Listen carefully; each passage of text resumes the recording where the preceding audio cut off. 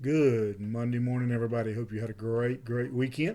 Thank you for being here today. If you want to follow along, we're going to look at just one verse today. Genesis chapter 30, verse number 26. And as you are finding that, if you would, like, share, comment on the post.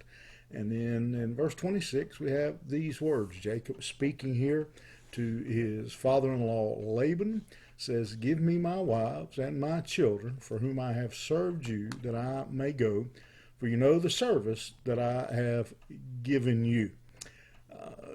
This is a story, and this verse is part of it, that is a little confusing for us in the fact that we don't practice these kinds of arrangements and these kinds of weddings.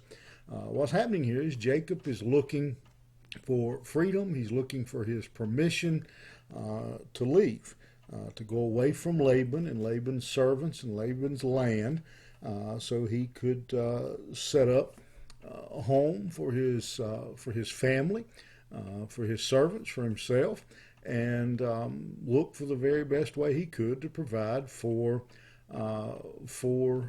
his family. And it seems when you read this, it seems like he's been thinking this through for some time. In fact, if you drop down and look at verse 30, it makes that clear. He just hadn't been able to save up anything. He hadn't been able to get ahead when he was working for Laban. And so he says to Laban, "Let me go. Let me take my wife and my children and your grandchildren. Don't forget that.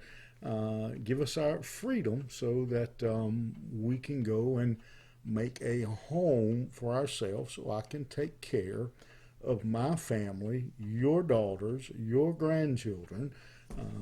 I want to provide the best I could." Now, understand, Jacob was not a slave in the traditional sense of slavery as most of us understand it as Americans, and not even really in the sense of slavery even in biblical times.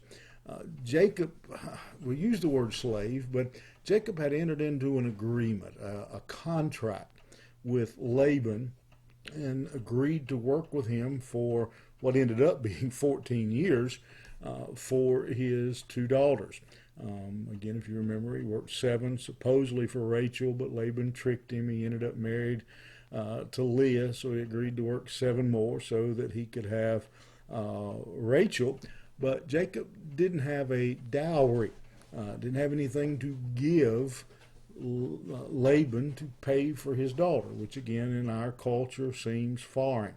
Again, not even that far back in history, a dowry was a common thing. So instead, he agrees to work for Laban for, again, what ends up being 14 years to pay these, to offset what he didn't have in dowry. Now, that agreement has been fulfilled. Jacob has done the work. He has stayed and he's labored. He's honored his agreement, and now he wants Laban to basically sign off and say, "Yep, you did what you said you'd do. You've paid all of it. It's complete." And they let them leave, let them go wherever they wanted to, for that matter. But Jacob wants to go back to his homeland.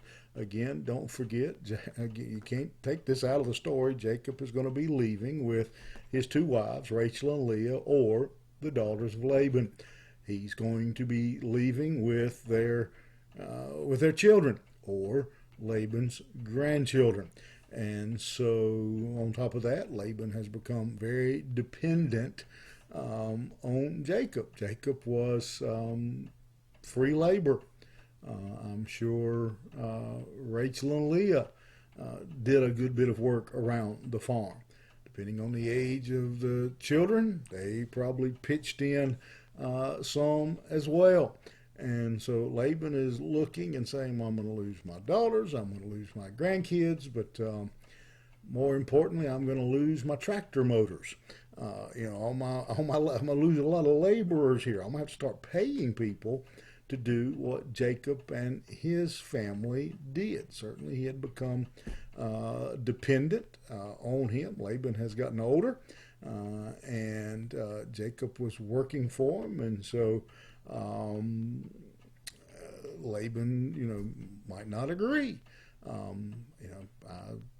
may not either if I was in Laban's shoes and Jacob wanted to take my daughters and my grandkids and move off to a foreign land, and also Laban has done a lot to help Jacob. Jacob has done a lot to help Laban. They've kind of both shown that you can't always trust them, and so Laban tricked Jacob in what was, I guess you could say, the most important relationship of his life. He tricked him over his wife, and again, Jacob has had some issues and things, and so Jacob knows there might be a fight going on, but Jacob needs his freedom before he can do anything, before he can really provide for his family. The lesson that I want to walk away with from this, and what strikes me as I think about it, and someone else may read it and teach it, preach it from a different perspective, but the thing that stands out to me and makes me think is be careful who you get entangled up with. Be careful of the deals we make and the agreements we make. You can end up tangled up and end up in things that not only cost you financially, but cost you mentally, cost you emotionally, and then most of all spiritually.